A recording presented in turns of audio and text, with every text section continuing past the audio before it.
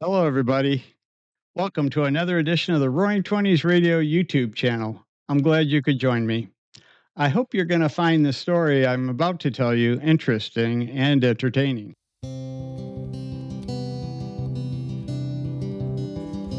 Have you ever wondered if somebody's ancestry foreshadowed or preordained whether they would be a success or not? I was kind of curious about that, so I decided to look into the history of one of the 1920s most successful businessmen, Arthur Atwater Kent. He was much more than a businessman. He was an inventor, an innovator. He supported the arts and education. He was a community leader in every sense of the word. And he was a huge success in the radio business, of course. So, did his ancestry have anything to do with that? I wanted to find out. So I did a little research. Well, actually, it turned out to be a lot of research into Atwater Kent's lineage, his ancestors, and wonder if they had anything to do with his success. Their beliefs, where they came from, something in the DNA, who knows? So, in this documentary, you're going to see what I found out. We'll get started right after this brief message. I just wanted to take a few seconds to ask you to subscribe to the channel if you haven't already, and hit the like button. And maybe share the video with others. I'd appreciate your help in supporting the channel. Now, let's get back to the story. This documentary is something a little different from anything I've created in the past. This will be my first prequel to another video I produced over 2 years ago. That video was entitled The Story of Arthur Atwater Kent. If you haven't seen it, I suggest you watch it after this one. It's a great companion video. You can find the link to it below in the description. This documentary traces the early family history of Arthur Atwater Kent, who preferred to use the name Atwater instead of his first name. If you're not familiar with Atwater Kent, he was an inventor, an innovator, and a very sharp businessman. His most famous invention was the cap and rotor ignition system, known as the Unisparker, which was used in almost every car built until the 1970s, when it was replaced by the electronic ignition in most cars. As a businessman, his peak accomplishment was founding the largest radio company of the 1920s, the Atwater Kent Radio Company. Now we turn to Atwater Kent's early family history, where they came from, and how they got here in America. Atwater Kent's ancestry can be reliably traced to the 17th century England. Before that, his family's ancestry is more of an educated guess based on scraps of information and assumptions filling in the gaps. Old Atwater's family lineage may go back as far as the 13th century, according to a man named Lloyd Vernon Briggs, a distant relative of Atwater Kent. Briggs wrote a book on his family's ancestry, which was published in 1898. Accurate information about the 13th century is hard to come by. Unlike today's computer, quills didn't have a save button. Lloyd Briggs passed away in 1941. I know this is a little late for you, Lloyd, but thanks for your help on this documentary. I'd also like to voice my appreciation to Dave Sheets, Vermont State Curator, Evelyn Vigdal, a distant relative of Atwater Kent, and Janet Ansell, granddaughter of Louise Andrews Kent, Atwater Kent's cousin. I consider myself very lucky to have crossed paths with all these very nice and extremely helpful people.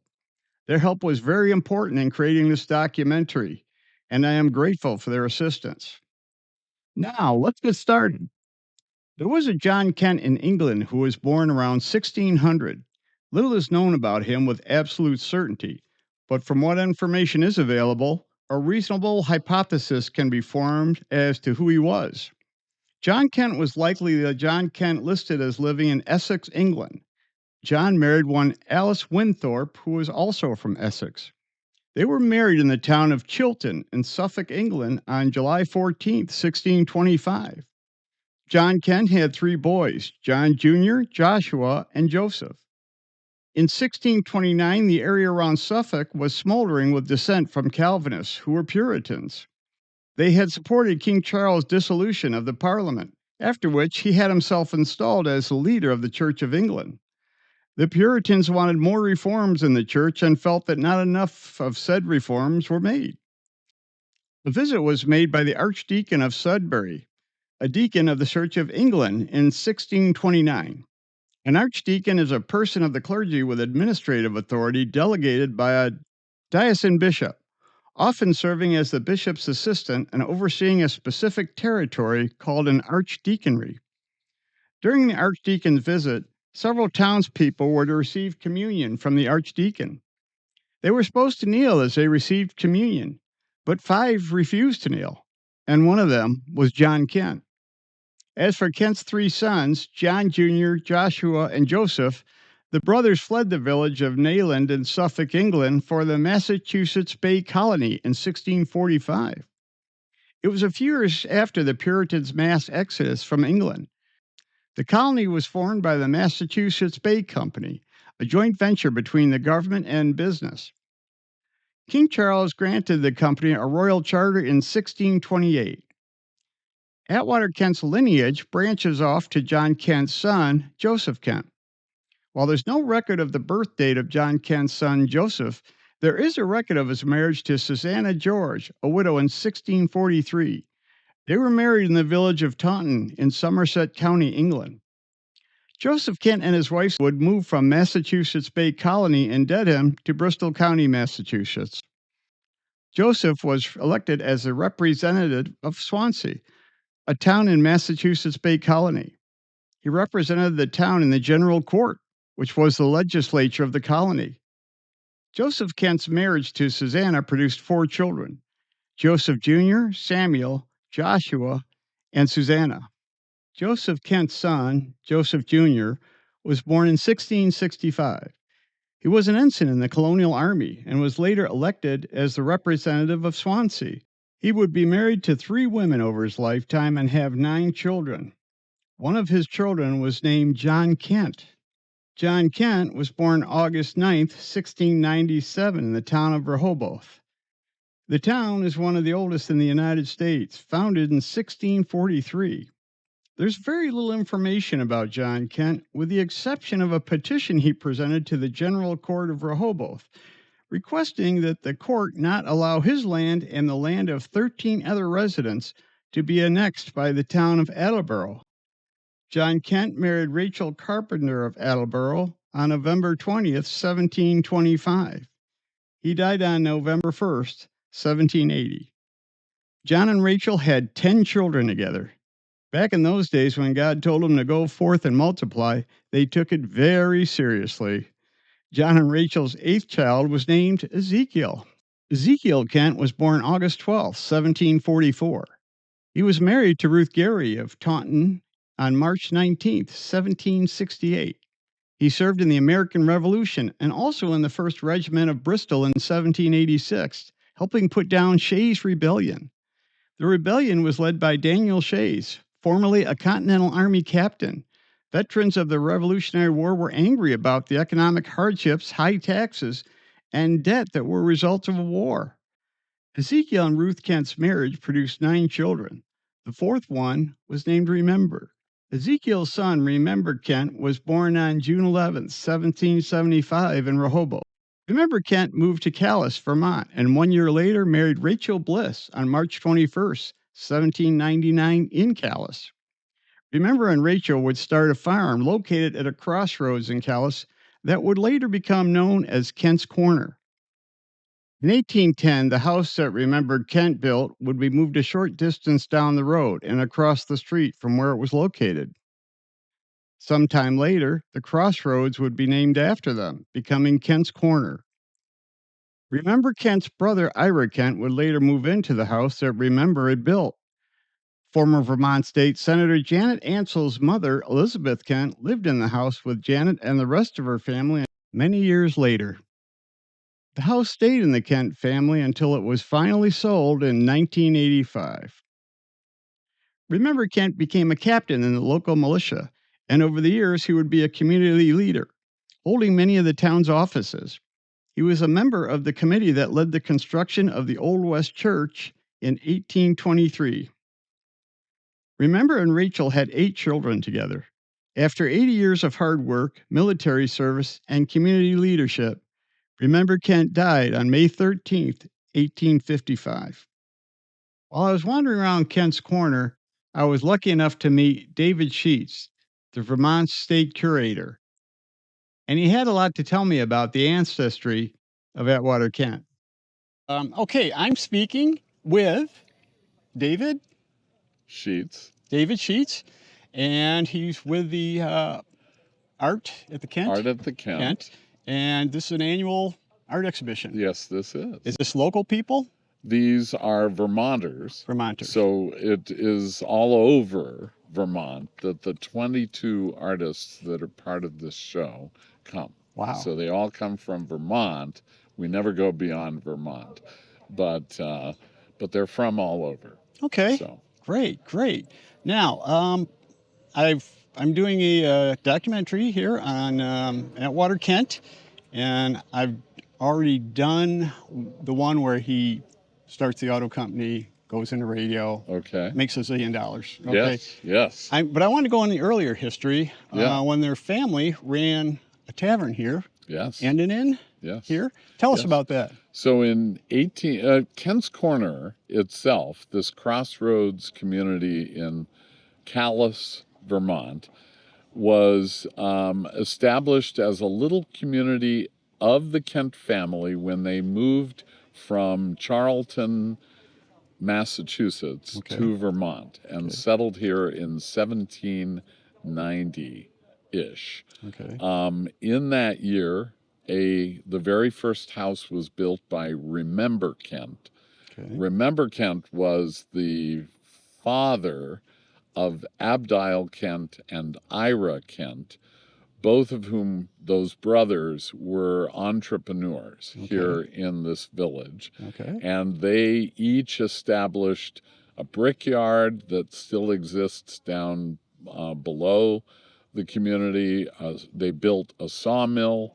The timbers that were harvested went through the sawmill to build, and with the bricks from the brickyard, a brick tavern was built in 1837.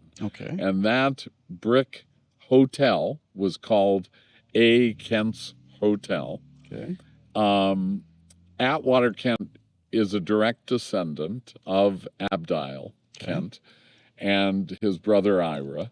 They eventually, in the 1850s, added a general store to the community, and it's connected to the building. So the Brick Tavern is connected with an L to the 1852 general store. Upstairs in the general store, they made butter tubs, they made furniture. And then in a building that no longer stands right next to the general store, they had a factory that made shoes. And shoes were manufactured for export beyond Calais. Taken down to Boston and other metropolitan areas around New England.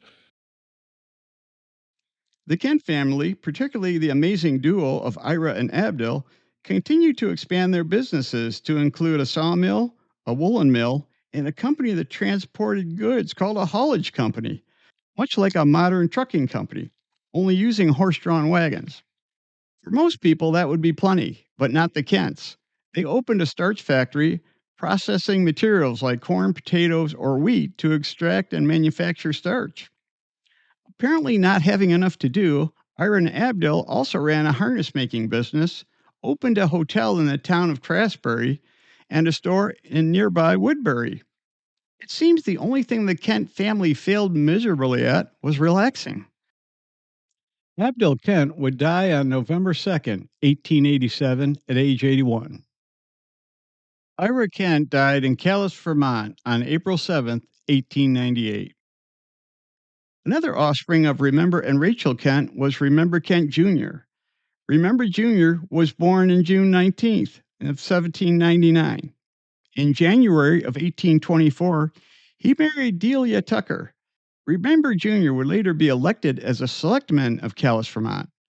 A selectman was an elected official who served as the chief administrator of the town's local government, managing day to day operations like town finances, public works, and taking care of the poor. Remember Jr. and his wife Delia had 7 children together. Delia died in April of 1860. Remember Jr. would later marry a woman named Lucy White. Remember Jr. would pass away on February 19th, 1881. Among the 7 children of Remember Kent Jr., the most notable one, for our purposes, was Prentice J. Kent. Prentice was born on September 24th, 1834.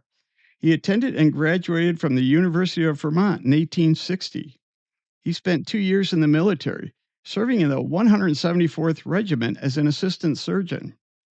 In 1864, Prentice married Elizabeth Atwater of Burlington, Vermont. Tragedy struck the couple when their first child, Osborne, died in infancy. And if that wasn't bad enough, their second child, Harry, also died in infancy. Finally, on December 3rd, 1873, Prentice and Elizabeth Atwater received the early Christmas present they had prayed for, the birth of a son. It's hard to even begin to imagine how much this early Christmas gift meant to them. They named their newborn baby Arthur Atwater Kent. Little did his parents know that their child would grow up to have such a remarkable life. So they were the entrepreneurs that, preceded Atwater Kent. Okay. When his career took off and he made the money that you just referred to, right, his cousin, Ira, was descended from Ira. He was descended from Abdiel.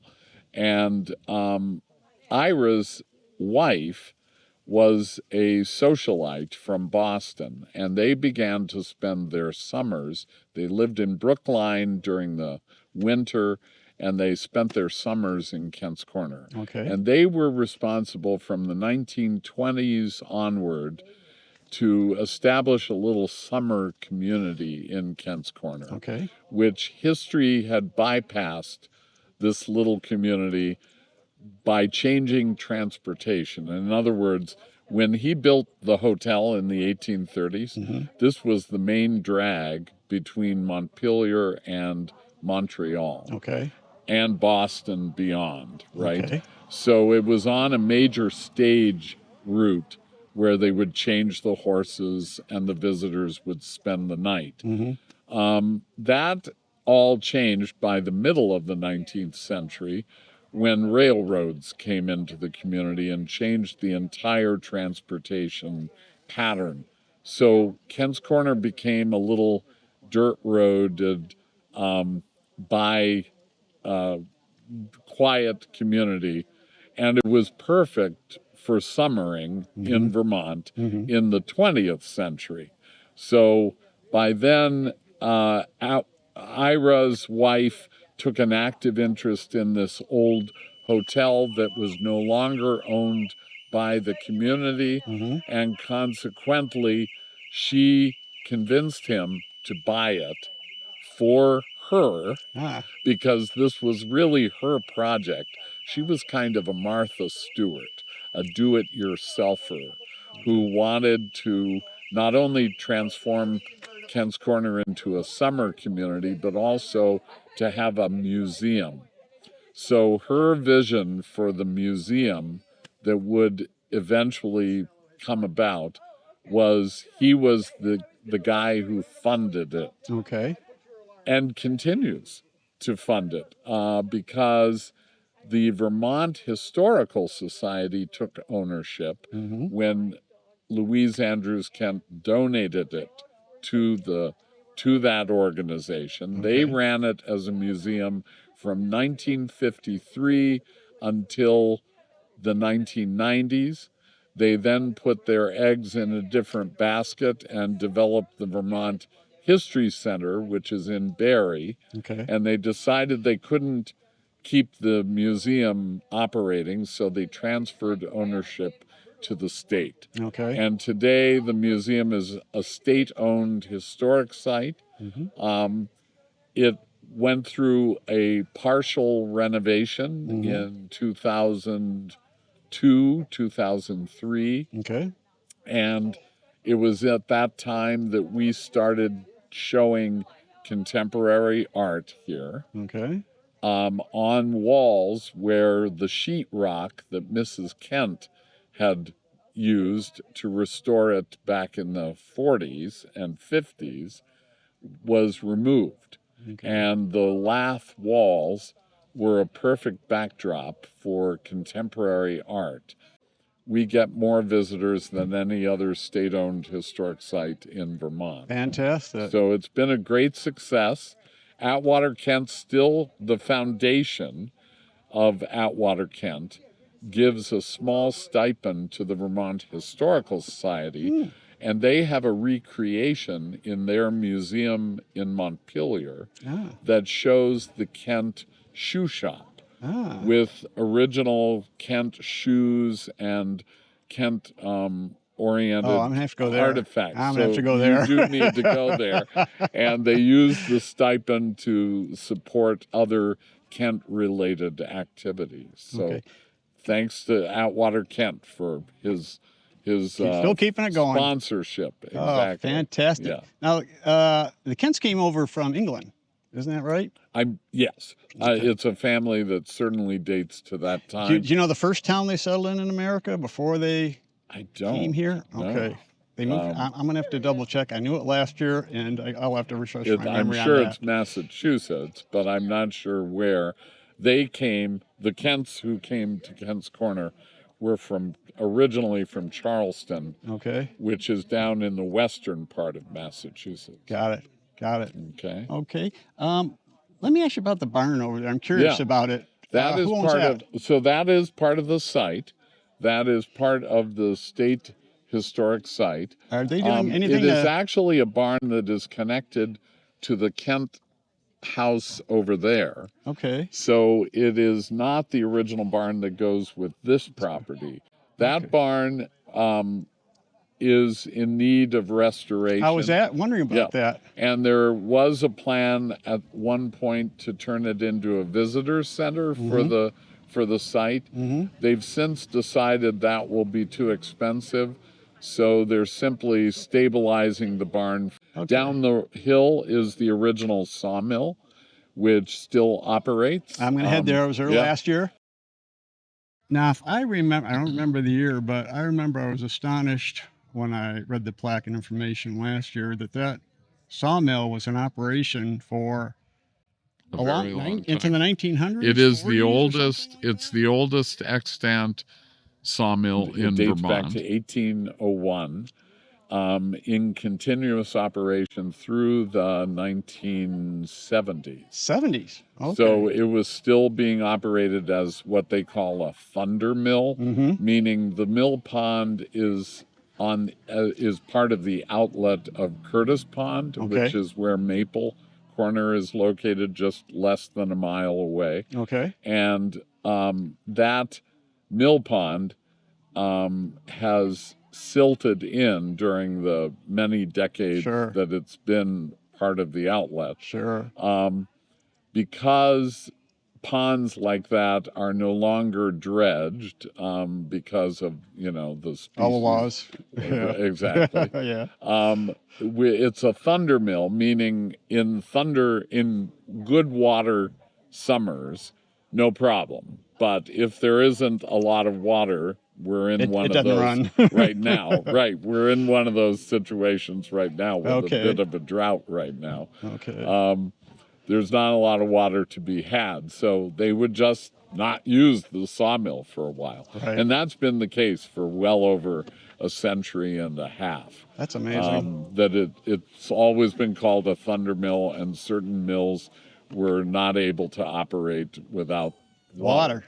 Working so hard to restore the actual machinery because they very much want to keep the mill operational so that they can have it during certain periods to do demonstrations of an old sawmill that is great. still not only in existence, but can even operate. I don't know if you can see something like that anywhere else in the True. country. No, you're right. I don't think You're you right. can. It's That's very from hard. 1801. That's correct. Oh, That's correct. That's Yeah, unbelievable. it is. And then up the road is one of the most pristine early meeting houses in Vermont, built in 1825, the Old West Church. Okay. And that's less than a mile up this road. And that is the church that the Kents attended. Okay. It was a multi-denominational meeting house, so it was used by multiple denominations at different times. Right. And it has no electricity, never has. It has all the original pews. It's pristine. Wow. It has wood stoves. It's only heated with wood stoves, and it's a remarkable church. It's open every day. It's open every day. They leave the doors unlocked, and you can go in and enjoy it. Okay, I will do that. I'm going to see the sawmill, the cemetery, and then I will come back and I will see the church. Sounds good. Dave, been great talking to you. It's been great I to appreciate talk to you taking the time. My pleasure. Thank you. Thank you. Bye-bye. Bye. And this is Janet. And now I'd like to talk about a woman named Louise Andrews Kent. Louise Andrews Kent was born Louise Andrews on May 25th, 1886 in Brookline, Massachusetts. Where as a young adult, she would attend the Simmons College School of Library Science, where she was president of her senior class and editor of the college paper. Louise Kent would go on to marry Ira Rich Kent, the great-grandson of Remember Kent, in 1912. The couple had 3 children and maintained residences in both Brookline and Calais, Vermont. Louise Andrews Kent became quite a prolific writer. She wrote children's books and a variety of other books, including the Mrs. Appleyard series. She became a newspaper columnist. She wrote a newspaper column, Teresa's Tea Table, in the Boston Traveler under the pen name Teresa Tempest. She wrote a quarterly feature on food for Vermont Life magazine for many years. Louise Andrews Kent husband, Ira Rich Kent, died in November of 1945 at age 69. In 1959, Kent, by then a widow, moved permanently to Calais, Vermont, where she lived approximately 10 years before passing away in 1969. Coming up next in my documentary is a real treat. I know it was for me. An interview with Janet Ansell, a direct descendant of Atwater Kent. You're Janet? Janet Ansell. Ansell. And you are honest to goodness Kent. My grandmother was Louise Andrews Kent. Okay. But she was the one who really kind of took the history of Kent's Corner and so on in the museum and turned it into something. So, so she's my grandmother was she was a writer, and so she wrote about everything all the time. One of the things that I've been doing in the last year or so is she wrote. She kept a journal. And she wrote every day. I have a journals covering from 1933 to 1969 when she died. Wow. Every day has an entry. Wow. And because she was a writer, her entries they're interesting. They're many layered. And of course, many of them, she spent her summers in the White House down the hill here. And many of the events that were happening that she described were happening in this building in the tavern. Well, she called it the tavern. Okay. I'm not used to calling it the museum. To me, it's still the tavern. I still think of it as the tavern because of them. Yeah. But now, she knew Atwater well? They were close or just? I think they were first cousins. First cousins. You may know better than I do. Okay. Did she communicate? On more than friendly terms, but he had quite a different life, as you know. Yes, Hollywood called. Yeah, and Philadelphia. And then I remember once, and I was actually on a honeymoon in Maine, and driving up through Maine, and on some boat, I think, and somebody pointed out, and that's Atwater Kent's Island, and I thought, oh, that's my relative. So he had a whole island off. I can't remember if it was Bar Harbor or where it was. You may know better than I do. I'll have to check into that. Yeah. I had done a lot of research. I was planning on coming out here earlier, and then I got into a lot of other stuff. And then the research went out of my head in months, and so I am going to go back and freshen it up. Right. I would love to know what got you started on Atwater Kent. It was the radios? It was the radios. Yeah, I've owned almost every breadboard. Little side story for me. Go ahead, sure. Was that my grandson went to Worcester Polytech for college. He just graduated a year ago, and I was down there visiting him. And of course, I ran into the Atwater Kent building down there. Right. And I didn't know that was there. I said to Ryan, I said, okay, this is your relative. So he did have a very different life from my grandmother, and certainly different from my grandfather. Oh, yes. My grandfather, who was Ira Rich Kent, died a year before I was born, so I never met him. Certainly know of him, and my mother was, very close to him. So he was a presence in my life, but not literally. Right. But my grandmother was, I grew up down here in Kent's Corner initially, and then up in Maple Corner, which is half a mile from here. Right. And Grandma was here at the White House every summer, and then she was also lived with us from 1958 until she died. So it was 11 years in the winter. So we were very close and spent lots and lots of time together. That's great. Yeah. I appreciate you taking the time to talk to me. I feel like I've struck gold. I came here to shoot a little video and try to put something together I really wanted to do. And then you and Dave is just your gold mine of information. So did you looked at the miniature rooms? Not yet. They told me about them, it. So my grandmother made those. You want to go and look? Sure. Let's go on. There we go. And everything in them. Your grandmother made all this? Well, once in a great while, she'd buy like a little teapot or something. But basically, I remember her making the donuts on the table. Wow. Plates, couch. She did everything. Fantastic. Fantastic.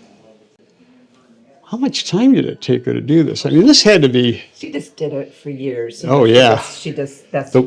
She couldn't not be still. Right. I couldn't be still. She was always doing something with her hands. Yeah. And so it relaxed her, I think. It's just the way she passed time. And of course, she wrote a lot. Sounds like my father. He couldn't sit still either. These are great. These are really good.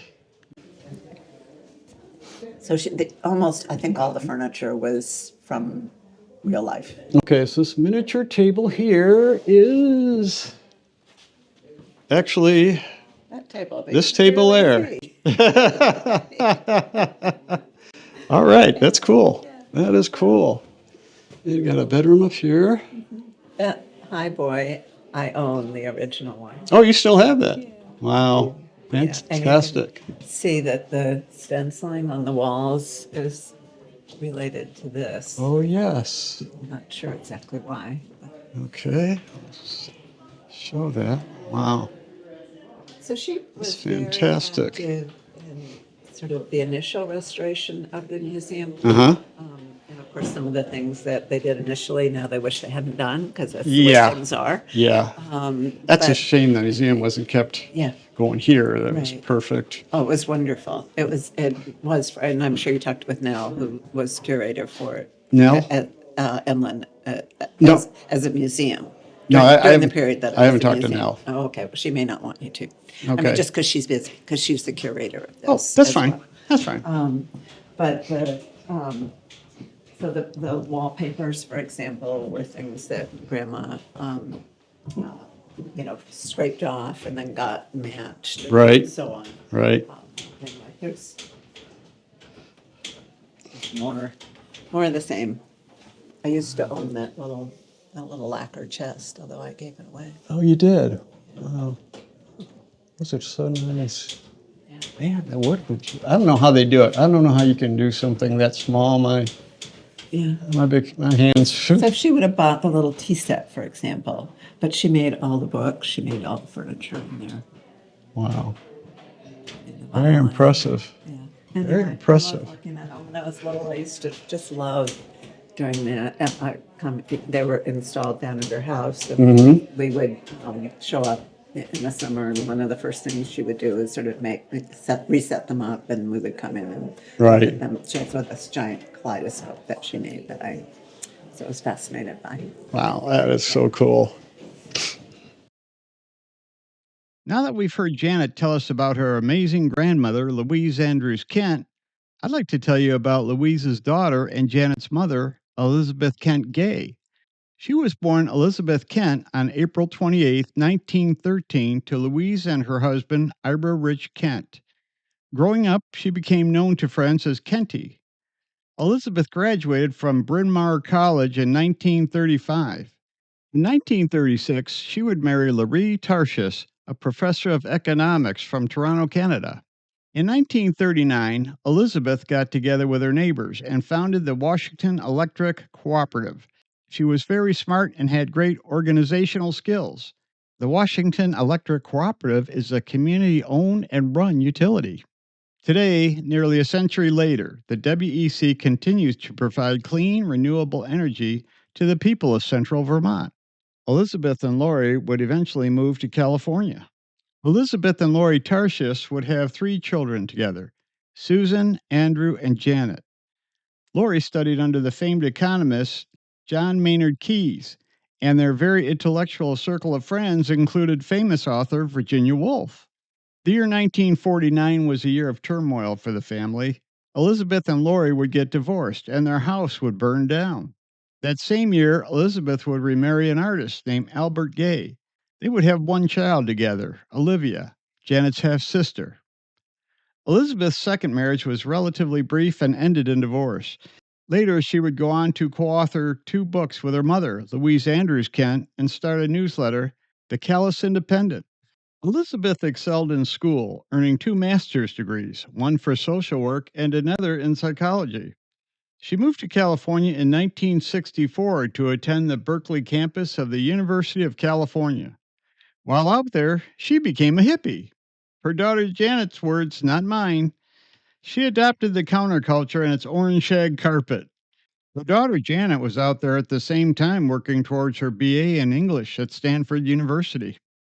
In 1985, as Elizabeth was getting older, she decided to take a road trip to visit relatives down south and out west. When she reached California, she became very ill. Doctors discovered she had pancreatic cancer. She didn't make it home from her trip. She died there on March 26th at the age of 71.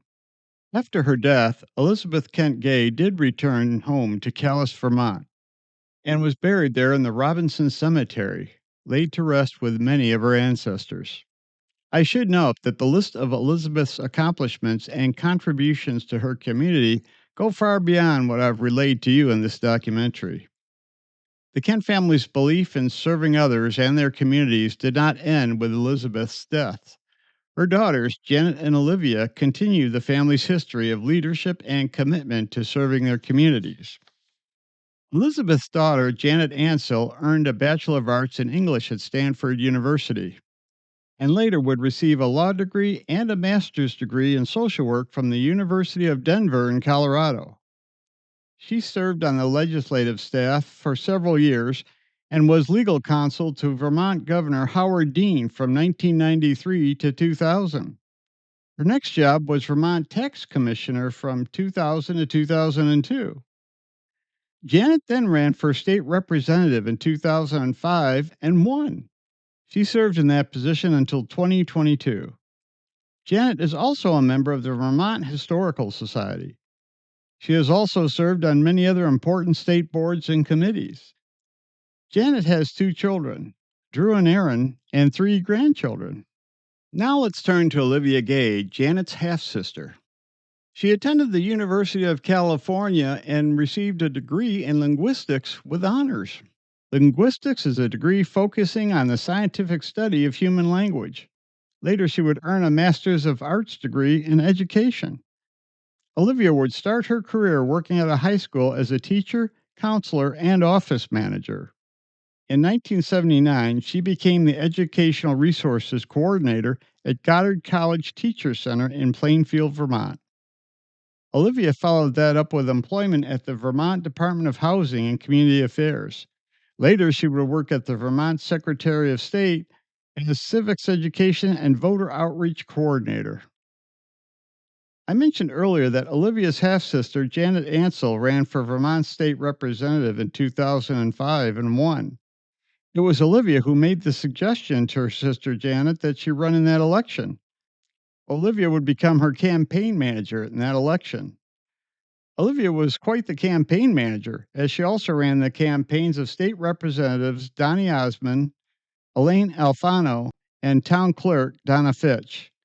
Olivia went 4-0 as a campaign manager.